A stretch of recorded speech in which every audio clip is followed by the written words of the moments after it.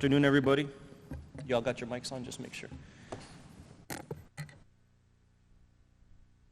We have two agendas here, so we're going to knock out the first one on the TIRZ.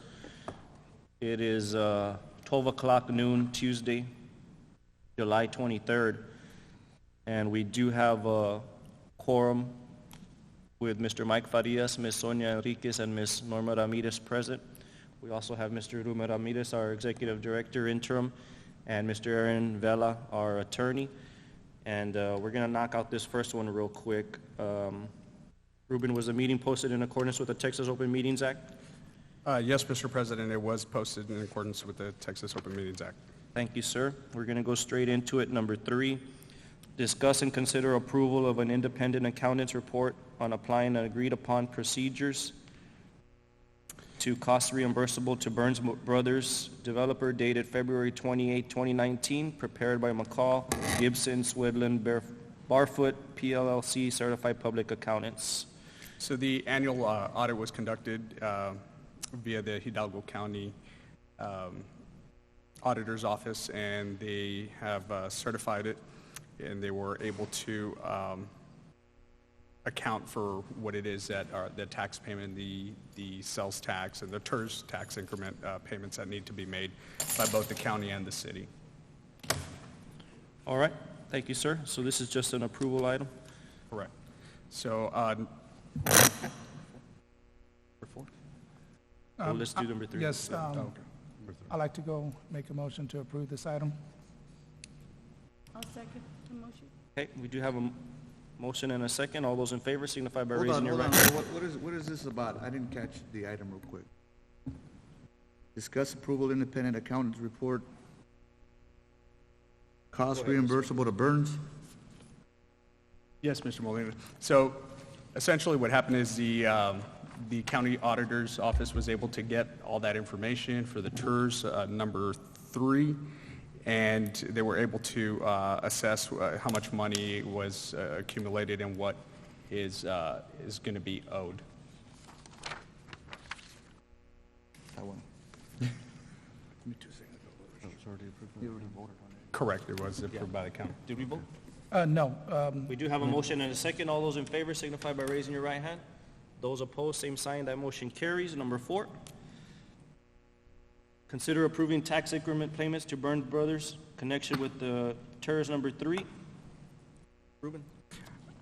Yes, Mr. President, based off the county auditor's assessment, I recommend that you approve the payment for the city's portion of $188,562 with 71 cents for the city's contribution to that TIRZ number 3, and the county's payment of $193,896 with 2 cents. Can I entertain a motion? so moved. A second. We do have a motion and a second. All those in favor signify by raising your right hand. Those opposed, same sign. That motion carries. That'll take us to number 5. Can I get a motion to adjourn? So moved. I second. We have a motion and a second. All those in favor signify by raising your right hand. Those opposed, same sign. That motion carries. We'll adjourn the TIRZ meeting. It's 12:04. And we'll come back in about 2 minutes just to start our regular meeting. Thank you.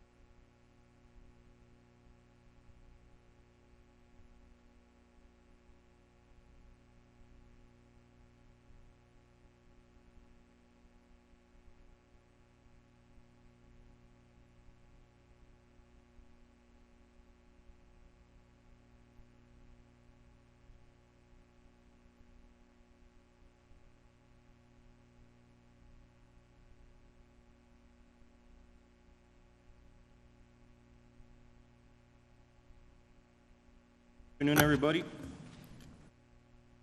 It is Tuesday, July 23rd. The time right now is 12:06 p.m. And we're going to go straight into our EDC regularly scheduled meeting. We do have all members of the board present: Mayor Molina, Mr. Mike Farias, Ms. Sonia Enriquez, Ms. Norma Ramirez, Ruben Ramirez, our interim director, and Mr. Aaron Vela, our legal counsel. Mr. Ramirez, was the meeting posted in accordance with the Texas Open Meetings Act? Yes, Mr. President, it was. Thank you, sir. We'll go straight into it. Number 3, consider approval of the Board of Directors minutes for the June 25th and July 2nd and July 5th board meetings. Can I entertain a motion? Mr. President, I make a motion. The first motion. Okay. Second. You have a motion and a second. All those in favor signify by raising your right hand. Those opposed, same sign. That motion carries. Number 4, discuss and consider authorizing the executive director to enter into an agreement with Nietos Auto Service for participation in the Small Business Renovation and Improvement Grants Program. Mr. Ramirez?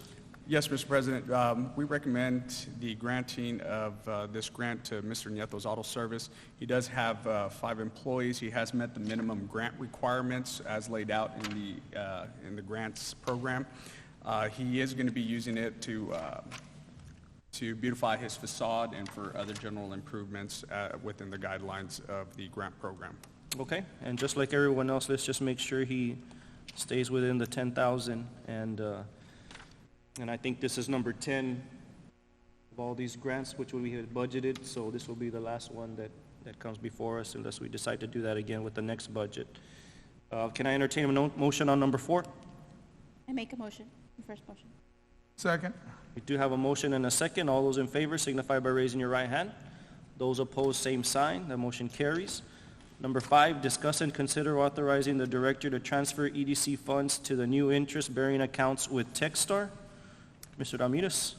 Yes, Mr. President. So we have a number of accounts that currently are not yielding any kind of interest whatsoever, so 0%. There is a Techstar account that yields on average, it fluctuates, but on average a daily about 2.4%. So we ran some of the numbers for 2 accounts that are currently accruing 0% interest, and we can essentially get interest of about $30,000 to $40,000 or even $60,000 in addition. And that money is just sitting there. There is another account that we have that currently does get 1.5% interest. We refer to it as our sweep account. And we ran the numbers in, if we were to move that over to the Techstar account, we would generate approximately an additional $30,000 to $40,000 as well in interest. Okay. Can I entertain a motion on number 5?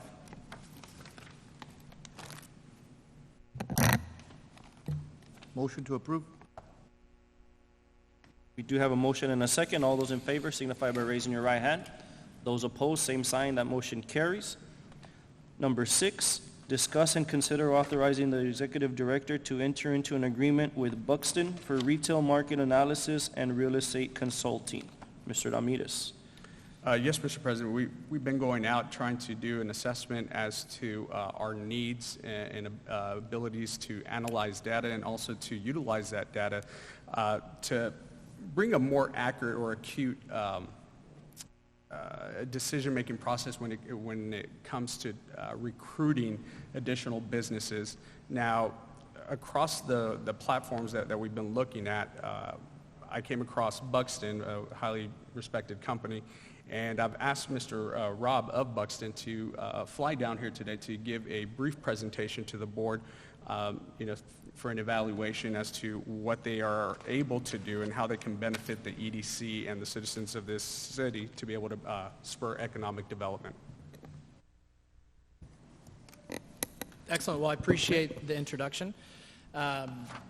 Excited to be out here this afternoon to talk with you guys about how, through a partnership with Buxton, we're going to help your community to increase tax revenue, improve quality of life, and also help keep local dollars local.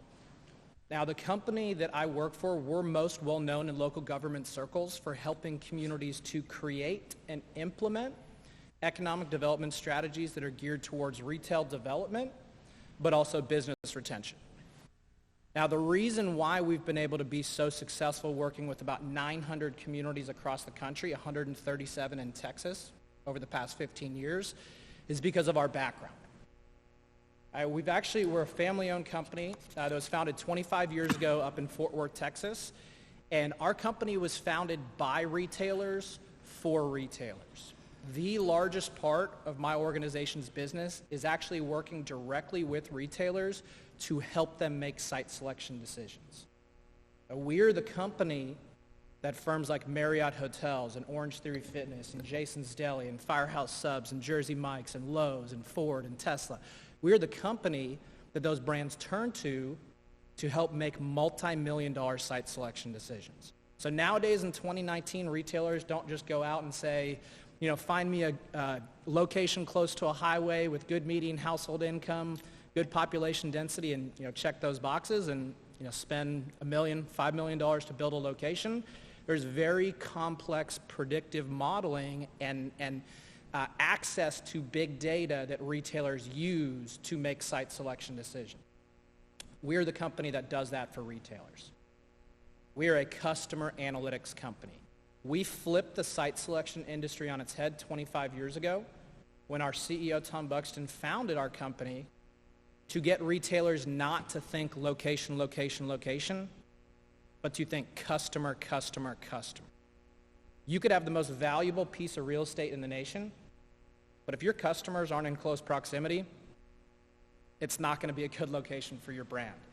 So we help these brands and hundreds of more to understand who are my best customers, not demographically, but how do those individuals live their lives, how do they spend their money? Where are more of those exact same types of customers located, and then what value do they bring to my brand? To dive a little bit deeper into our background in the private side of our business, over the past 12 months, we've looked at about 80,000 potential locations for our clients. Of those 80,000 potential locations, we had a direct hand in opening 7,500 brick and mortar locations. Why I think this is important for communities to understand. One, it gives you an idea of the scope of our work across the country. I've evaluated sites in every different shape and size of market out there, from very urban to very rural, from communities with very transient populations, college campuses, maybe folks close to the border, to communities that are in the middle of nowhere, and everybody in between. Secondly, it gives you an idea of how competitive site selection is. Those retailers, for every one location they opened, they looked very closely at 10 to 12 potential locations. Could I do business here? How do you put your community on that list of 10 to 12 potential locations? And most importantly, how do you arm your team with the ability to tell as compelling a story as possible to be that one location? And that's what we're talking about here today. What we're talking about is working directly with somebody that has that place in retail to flip the script for your community, to understand who your citizens are as consumers, to understand what that lens a retailer puts on when they view your market. How do you be competitive with all of those other communities that are, within a close proximity to you? Right? Retailers take a 30,000-foot view of the market. They don't say, I want to be in this community or this community. They say, I want to be close to these customers. So we've done this for 900 communities across the country, 137 in Texas. And because of the work we've done both in the public and the private side of our business, we've been recognized. Right? So we're not just a couple of guys, running reports and repackaging that and sending that to you. We've got 135 employees. Our CEO is recognized to the list of people shaping retail's future by the National Retail Federation. ICMA, International City Managers Association. They lean on us for continued educational programs for city managers. When you think about putting your name out there on the national stage in front of retailers, you value the name recognition that you have. You value the brand that you built in your community. Why would you trust that to somebody else that does not have a similar set of accolades?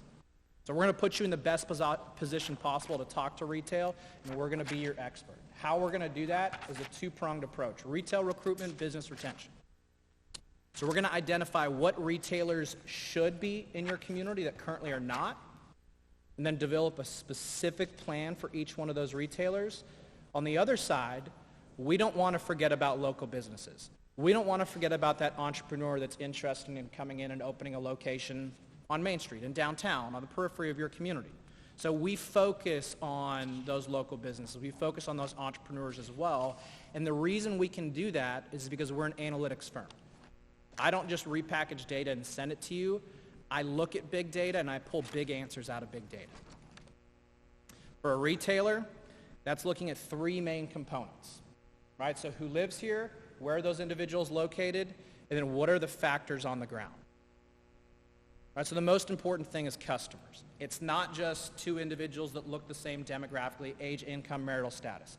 A retailer comes in here, you take one of those trade area profiles you have from a demographic standpoint, and you say, I have X number of people that are between 30 and 40 and make 50,000 to 75. That doesn't tell a retailer, is that my customer? Through the power of consumer analytics, I have the ability to go down to two households, two neighbors, that look identical, but now to reveal two people that live their lives completely different as consumers. So we've got Steve and we've got Jim now. Steve is health conscious. Steve is a Whole Foods customer, goes to the gym a couple of times a week, whereas Jim lives a sedentary lifestyle. Right? Jim likes to eat fast food, he loves Netflix, vastly different individuals. They look the same demographically, but they are vastly different. Now think about if you were trying to attract a fitness concept to your community. Orange Theory, Planet Fitness. There's so many people that are vastly growing out there. Are you going to want more Steves or are you going to want more Jims? You're going to want more Steves, and you're going to want to be able to show that brand where all of the Steves are, where all of their customers are. That's what I have the ability to do. I also have the ability to understand how retailers view your market from a competition standpoint, a co-tenancy, an ingress, egress, road networks, all the factors that a retailer are going to look at. Month to month? So we create a strategy that's going to come in and it's going to identify out of the world of retail who should be here that's currently not. How we're going to help you leverage that and not just have data that says this is who we should talk to is through this platform you see in front of you. So this is the exact same platform that all of our retail clients are using. We build predictive models into this platform. It's Google Maps based. It's designed to be very intuitive, very easy to use. And basically, I have the ability to come in here. This is just a demo, but we would come in here and we would say, this is your playbook. These are the brands we're going to go after. Right? I've said they have existing locations on the ground that are very comparable, and they want to be in a market like yours. They're looking to expand to your region of the country. So let's take REI, for example. Right? Currently, REI does not have, and I'm not saying REI is a fit, but currently REI does not have any locations in the valley. Right? But through our analysis, we've come out and we've said, okay, this is their existing portfolio of locations. We know they like to locate in these types of markets.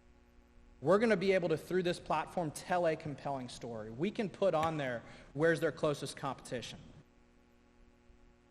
What's most important, though, is I can put a dot on every single household that looks like an REI customer. Right? So a retailer's most important thing is, do you have my customers? I'm going to be able to put a dot on the map for every single customer that fits that profile. We're going to be able to go out and we're going to be able to pull a one-page report that's going to show REI, we've done our homework, right? You're not going to be approaching them and saying, hey, are you interested? I'd love for you to locate in my community. You're going to say, I've got a great site for you. We need to talk, and here's why. All right, we're going to look at existing locations and compare them back to your site. So that through this platform, we're going to deliver all of the information you need to be able to tell a compelling story. But we're also going to assemble the key contacts for each and every one of those brands. So we can execute communication directly from the platform. We can log our activity. So we can come in, and I don't know if there's one for REI, but so there is. We could come in and we could say, hey, I called REI last week. They're really interested in the market. They need this, this, this, and this for more information. I'm in the process of getting that back to them. It keeps you organized, and it also provides visibility in front of a network of people that could be working on this type of project. It also provides visibility for, maybe it's the board, maybe it's, other folks within the community that want to understand what are we actually doing with this information.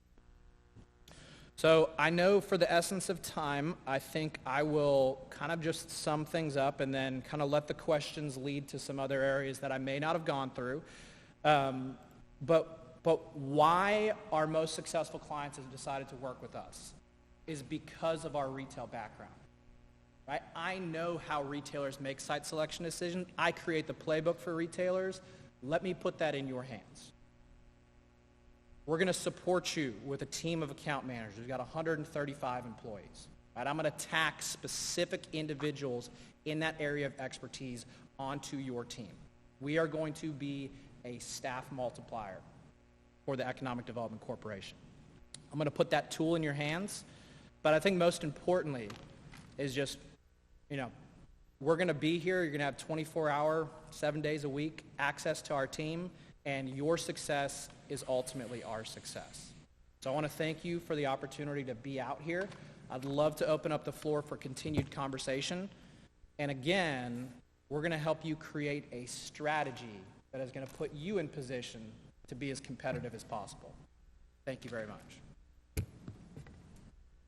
Thank you, Mr. Miller. I want to add something. We run every 4 years for office. We got 2 years left, and we're on the clock. There's pressure on us as elected officials to produce business. For instance, one of the businesses that they've thrown at us is, for example, Olive Garden. We go into the Olive Garden in McAllen, and you walk in there, and it's probably 50% of the people there are from Edinburg. So there is a huge spillover that comes from the city of Edinburg over to McAllen, and I feel like we lose that retail. We did have another company that was doing something similar. Now, they weren't as large as you, but my concern is you have 137 other cities that you're working with. How do we get a hold of you based on priority? Because I'm noticing that there's also a neighboring city that's here that also competes with us. So when do you take off that jersey and put ours on? Those are all very good questions, and let me break them apart into a couple of different pieces. So the first one, as elected officials, as local leaders, you get approached by somebody and they say, why don't we have an Olive Garden? Why don't we have a Costco? Why don't we have whatever brand it is, right? Everywhere I go, if somebody doesn't have a Chick-fil-A, it's a Chick-fil-A, right? So you're in the position where you cannot do much more than speculate right now. That's right. You say, yes, I think Olive Garden should be in our community. You say, no, that's not a good idea. Olive Garden would never come. And you're just going on gut feel. You're speculating. What I can do is I can immediately, within 30 days, remove the speculation from the equation. I'm going to build the foundation for who you are as a market, and I'm going to look at your vision, right? So I'm going to get an idea of this is where we want to be 12, 24, 36 months down the line. For you, it sounds like 2 years, right? Where do you want to be in 2 years? I'm going to take the data. I'm going to take what I know about retailers' existing portfolios, and I'm going to match them together. And within 30 days, I'm going to put that playbook in front of you. And then I think what's most important for the second piece of your questions is the way in which we work with communities. You're not outsourcing this to me, and nor should you want to outsource something like this to somebody else. There's nobody that knows your community better than you. There's nobody that can sell your community better than you. I'm going to be positioned as your retail expert. You're going to be positioned as the expert in your community. Right? So I am not turning around and going out and making calls on behalf of any community I work with. I'm not controlling the messaging. You're controlling the messaging. I am taking why we've been able to make our name for the past 25 years is we are an unbiased market validation firm. Anybody else that we work with in the Valley, there's going to be some similarities, but there's also going to be a lot of differences. Right? You sit down and you look, what are the co-tenants of that particular parcel? That's huge to a retailer. I know who a brand wants to co-locate next to.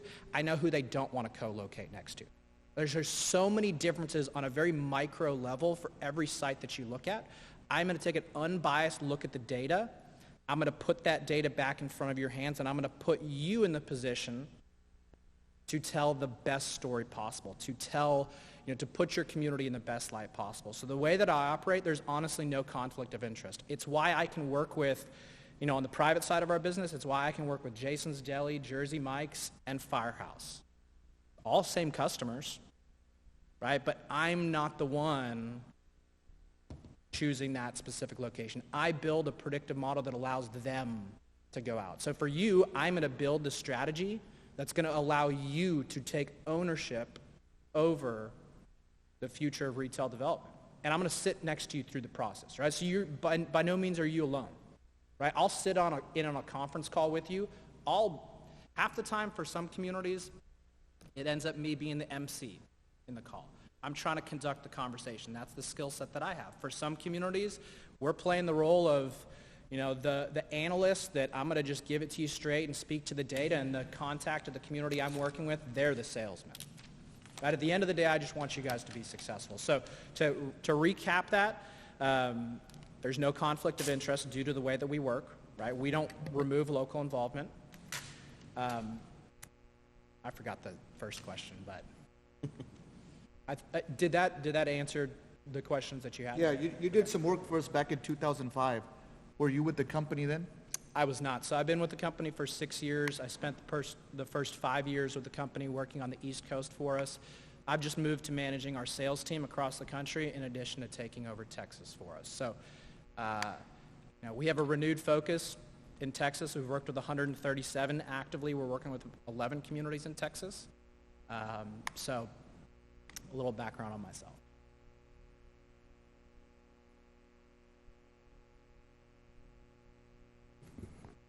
Who else do you work with in our neighboring communities?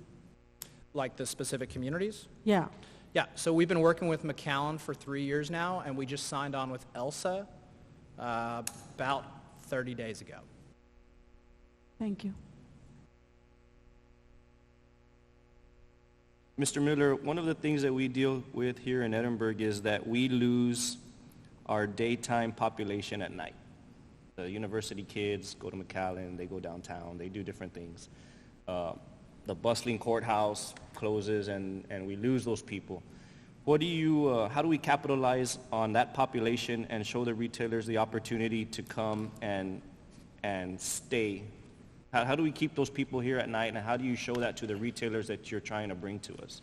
So one of the things that we've built into the potential partnership we have out in front of you is the unique ability that my company has to understand what I would call transient or visitor populations, right? It's people that may live in the area, but they don't reside within your community.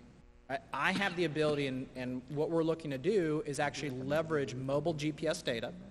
So that is the tracking device that everybody has in their pocket right now. We work with an organization that has the ability to track those devices. So what that does, and one of the things we proposed, is putting some business rules in place. So geofencing the city, putting some business rules in place that are only going to look at certain subset of times to identify and isolate from, we'll 100% land on them when we kick off the partnership, but from my understanding, it's Monday through Friday from 7:30 to 5:30 p.m., right? That's what we would deem as your daytime population.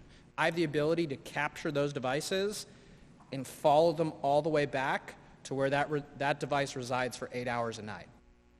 Now, once I get down to that household, I can profile that individual.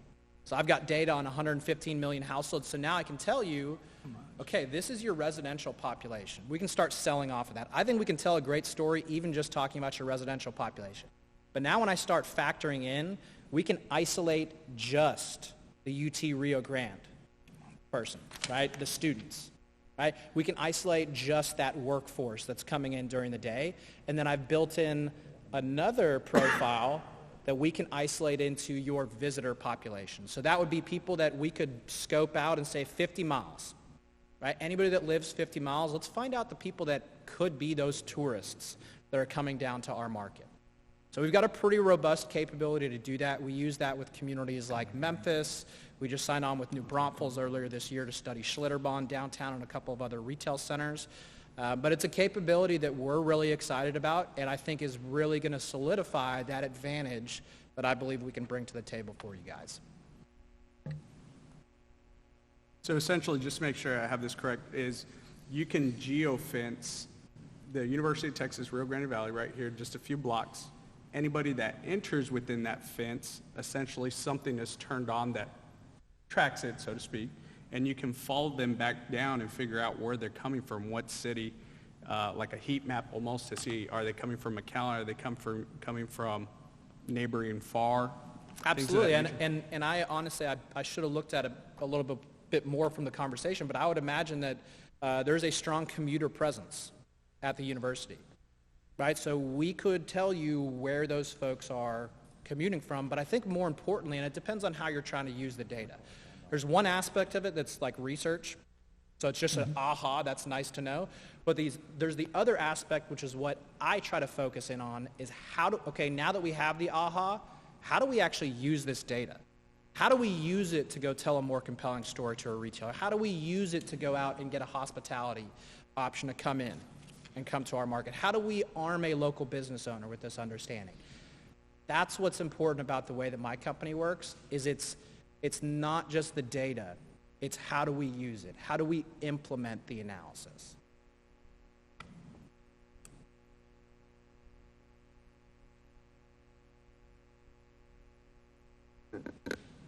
Questions or comments, anybody else? I know there was a question regarding leakage at one point, and I think you touched up very briefly on it. Could you clarify, like, are you able to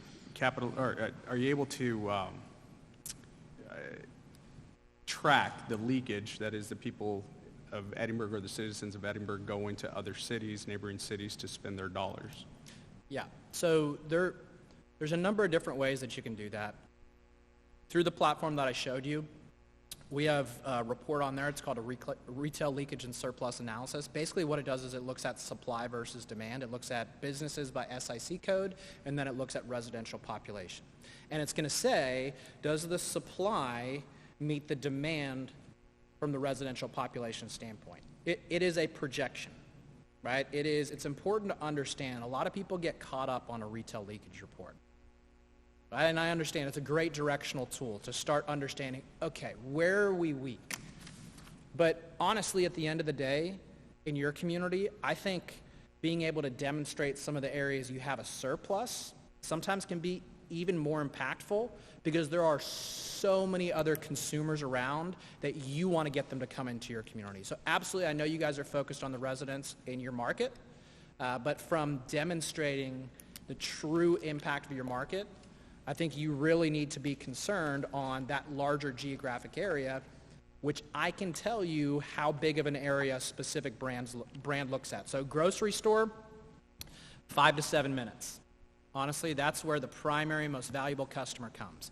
Now you start talking to somebody like a Costco, 15, 18, 20 minutes, depending on the urban density. Right? So it's, yes, we do have retail leakage. You will be able to, and we will run that. That'll be a part of the analysis at the beginning. We can run those on continued, ongoing basis, and it's all available through the platform that we have. Thank you. Mr. President, I do have one question. Go May ahead. I ask? What kind of costs are we looking at, and what length of commitment are you asking for? Yep. So the way that we've got the potential proposal structured out in front of you is for an initial investment of $60,000. So that's for us to work on the retail, create that retail development plan, help execute that plan over a 1-year period, but also to come in and access that mobile GPS data. We lay out our agreements over a multiple year period. The important thing to understand about retail, there's no silver bullet. It doesn't happen overnight. It's not an event. Right? It is a process. Retailers lay out their expansion strategies. Every brand I work with, they know every location they're opening for at least the next 6 months, most likely the next 8 months.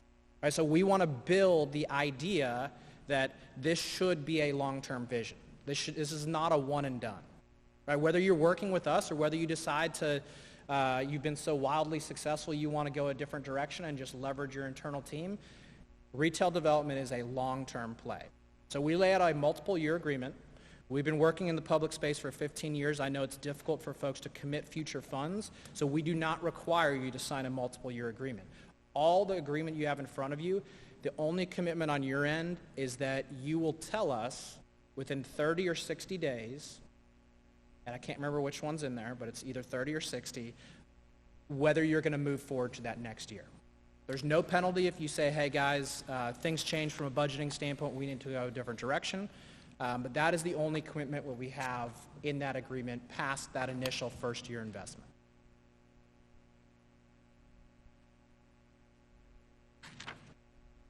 Good? Okay, I'm going to go ahead and make a motion on this. I'm going to move to authorize Mr. Ramirez, our Executive Director, to negotiate, that's going to be our key word here, to negotiate and enter into the agreement with the Buxton Group.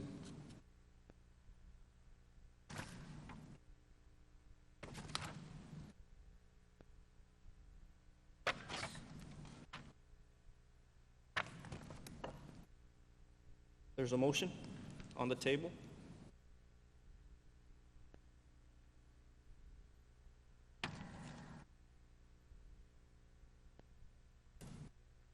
Okay. That motion's going to die for a lack of a second. We'll have Mr. Ramirez get in touch with you and see where we want to go from there and see what comes of it. Okay? Sounds good. Thank you very much. Yes, sir. Thank you, Rob. We'll move on to number 7. Discuss and consider authorizing the Executive Director to enter into an interlocal agreement with the City of Edinburg. Mr. Ramirez? Yes, Mr. President. We've been coordinating, looking at some marketing budgets for some marketing campaigns, excuse me, that run together with the city goals, the city agenda. So we were looking at splitting those costs on a 50-50 cost share. So I'd like the ability to enter into this interlocal agreement with the city manager so we can split those costs.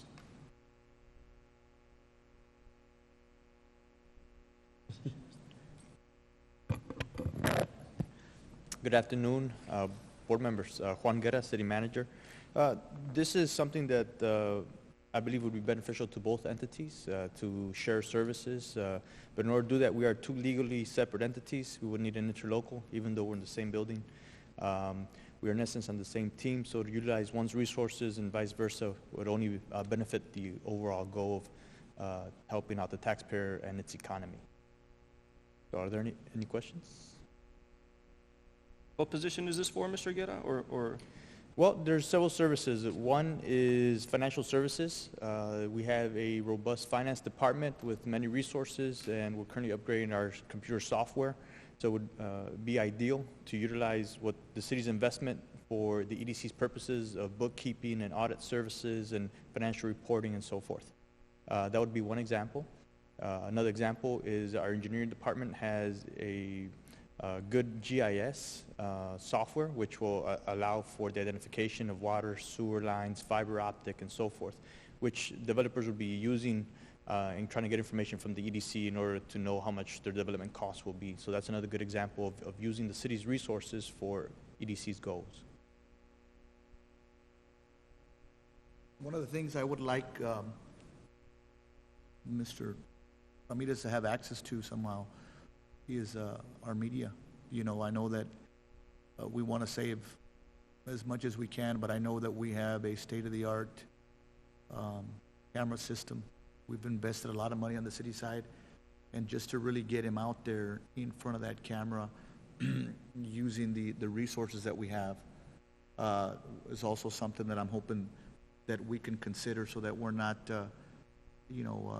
double dipping per se. I remember watching an interview that took place back before when I was a councilman, and they had one reporter covering with the city, and they had another reporter covering it with the EDC, and it was the same message.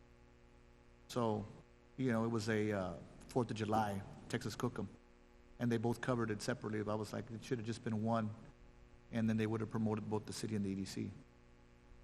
Correct. That's a very good point, Mayor. The city has invested a lot into the equipment and software for marketing purposes. Ultimately, the same goal for EDC exists big picture-wise for the city, and that's to promote all the good things that are happening in the city in order to bring more development and more residents and rooftops into the city. Since the city is investing so much in that media, it would only make sense to have our EDC also utilize that when possible.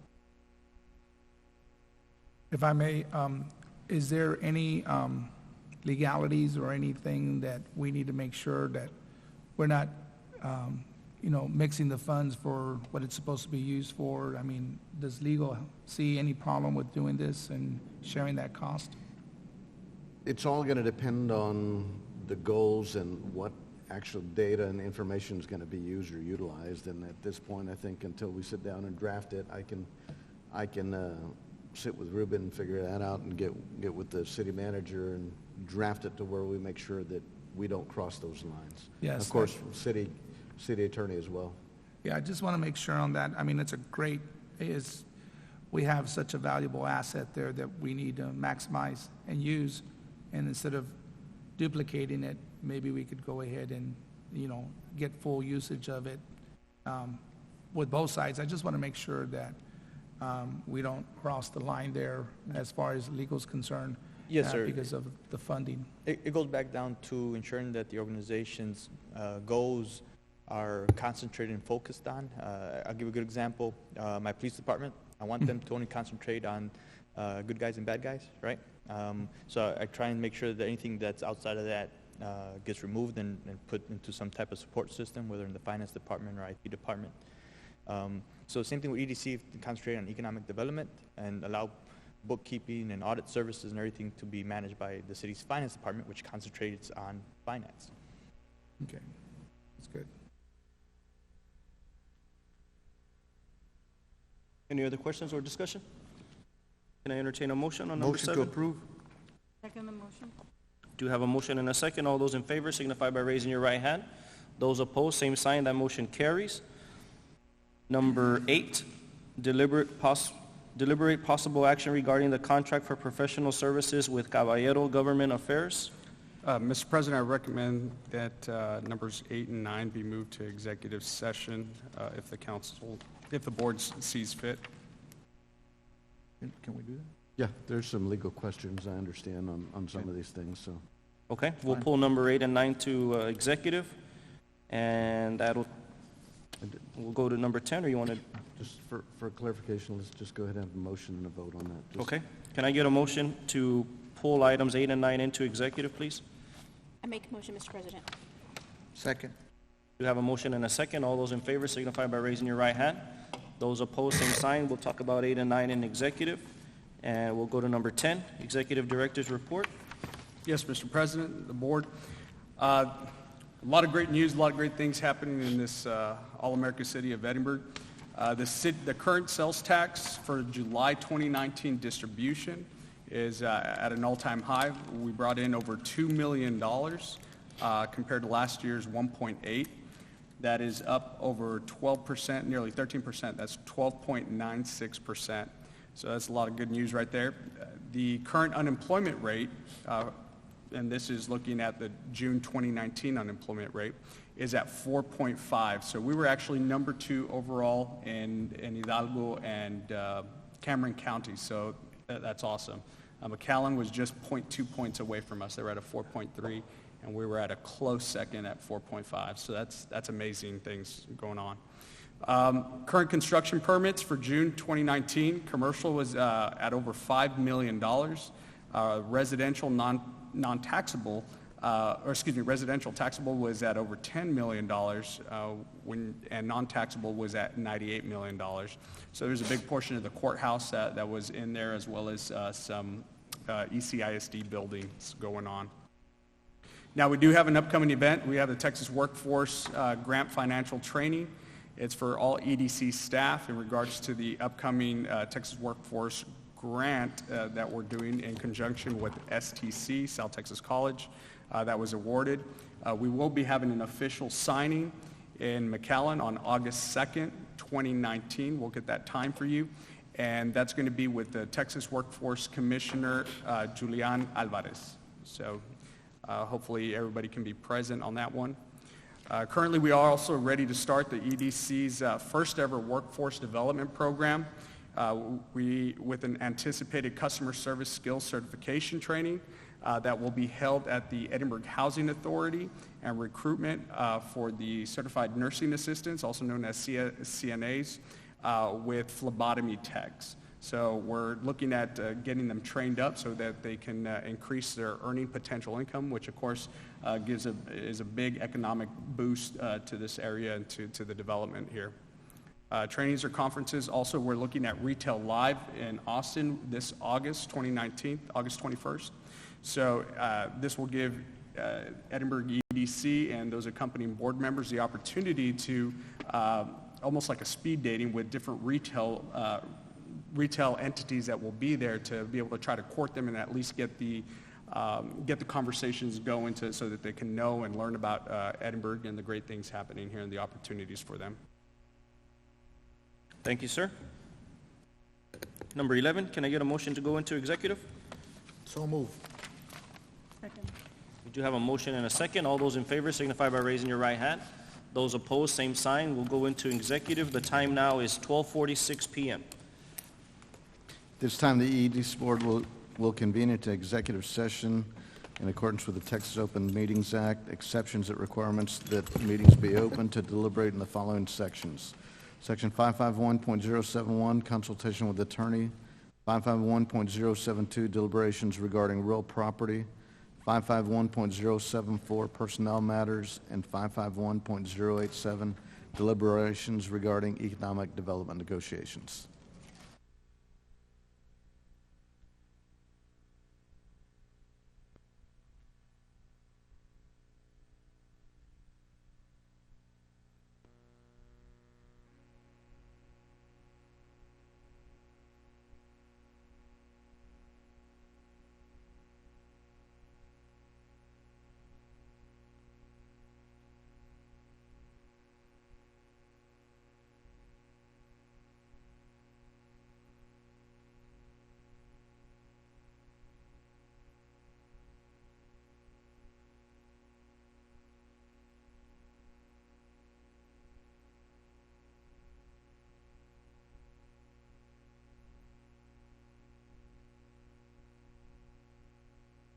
I'm going to go ahead and come back. Can I get a motion to come out of executive? So moved. Second. Do have a motion and a second to come out of executive. All those in favor signify by raising your right hand. Those opposed, same sign. The time now is 2:13. And just for the record, Ms. Enriquez left at 1:31. She walked That is out correct. of executive. Yes. And, okay, so we're going to go back to the items that we pulled into executive with number 8, deliberate possible action regarding the contract for professional services with Caballero Government Affairs. Mr. Yeah. Vela? We need a motion to bring number 8 and 9 out of executive back into open. Could I get a motion to bring 8 and 9 back into open? So moved. Second. All those in favor signify by raising your right hand. Those opposed? Okay, we'll go into number 8. Okay, number 8, we are going to need a motion to terminate that contract as instructed to me in executive. Yes, I'd like to make a motion to go ahead and terminate the contract. That's number 8, correct? Yes, sir. Yes, for number 8. I'll second. We do have a motion and a second. All those in favor signify by raising your right hand. Those opposed, same sign. That motion carries.